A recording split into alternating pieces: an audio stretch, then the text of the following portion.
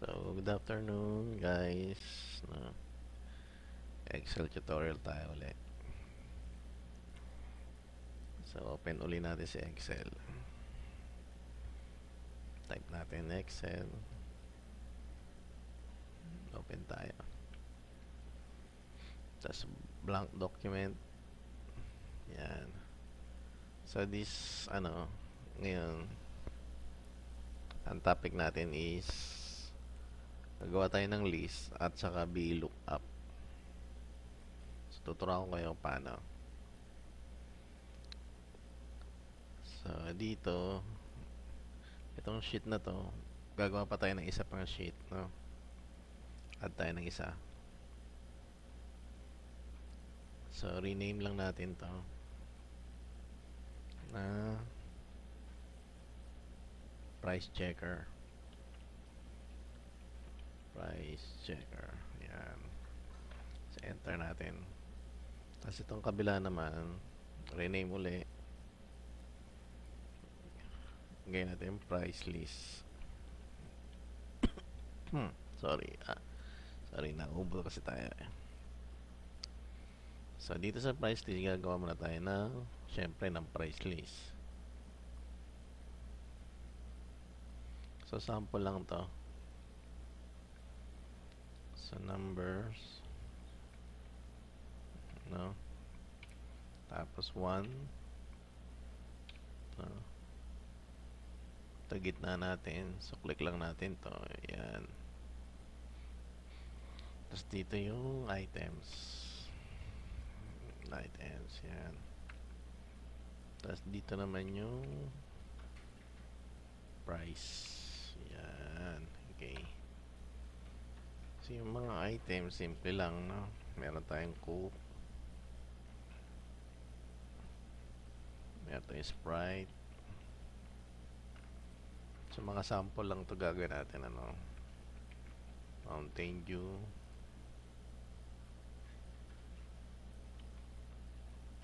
Royal. So, RC. Tapos, plus. Tapos, Gatorade. Yan. Sa price. So, iibahin ko yung mga price niya. Pero, hindi yun ang totoong price. Para lang makita natin yung pagkakaiba nila. So, ito si 10. Si Coke. 12 si Sprite. 15 ng Mountain Dew, 14 ng Royal, RC 8, plus is 17, 25 naman ang Gatorade. Yan.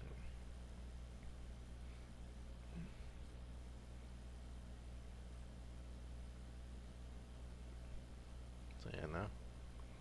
So ito kasi 1. Parang hindi na tayo mag sunod-sunod ng ganyan.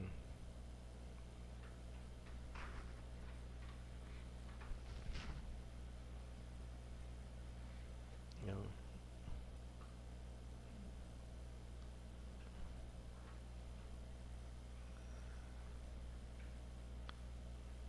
So ito trick lang to, no? Isang tip lang, no? So yun ng ganyan, hintayin mo mag-plus siya, tapos dire-diretso mo lang yan. Yan, so mapapansin nyo, puro siya 3, no? Ito, autofill, no? Pwede mong i-click tong series.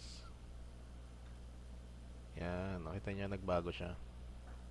So, ganun mag-series. So, lagyan natin siya sa gilid. Yun. Maganda tignan. Tapos, gamitin na natin tong fill, no? So, lagyan natin siya ng kulay. Tapos, itong items, gitna natin. Lagyan natin siya ng kulay. Yan. Tapos, ito, gitna. Lagyan natin siya ng kulay. So, light green. Okay. So, ito na yung price list natin. And dito, no? Price checker. Lagyan lang natin dito, price checker.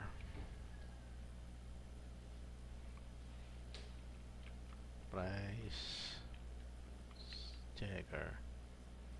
Yan. So, itong dalawa, merge natin siya. Yan. Tapos kulayan natin. Natin siya na maganda-ganda. Yan, okay. Tapos ito, no? Dito natin gagawa ng drop list. Ito. So, ito yan. No? Gagawa tayo ng drop list papunta rito.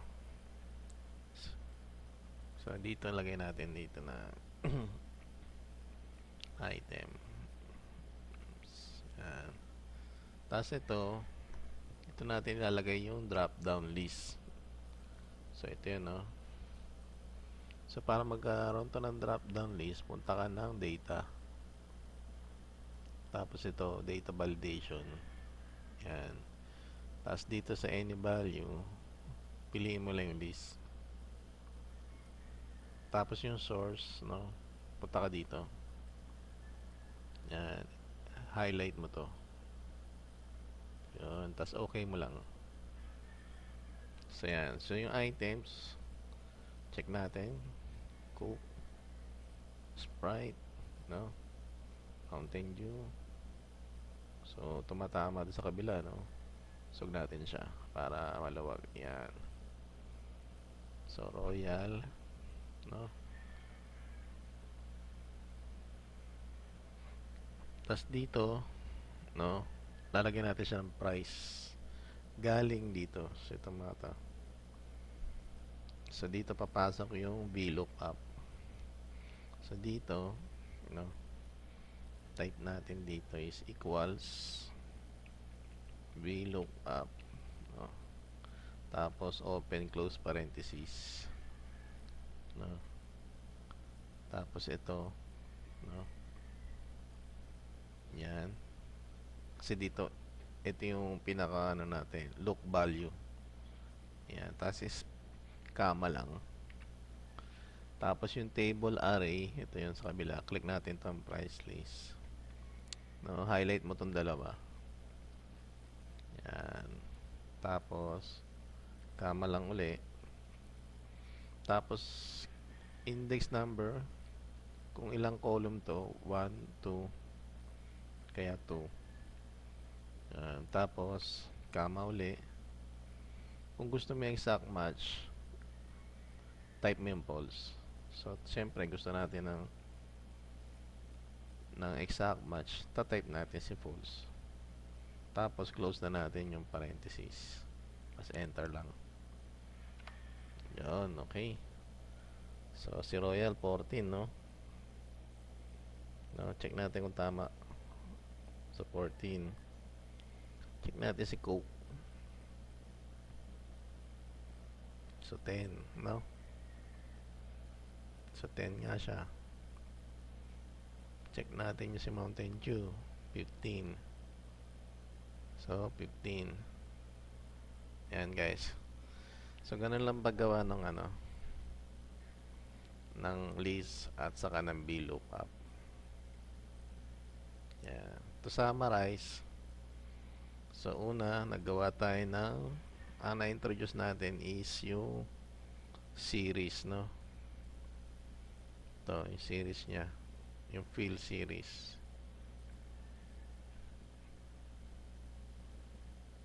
No, ito, no? Ito, series, no? Na-introduce natin dito. Tapos, itong itong list, no? Drop down list. Pangatlo is yung VLOOKUP. Okay, guys. Sana may natutunan kayong araw. Sunod na lecture, pag may nanonood, yun, gagawa tayo uli.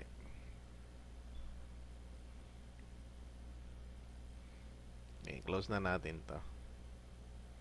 Thank you.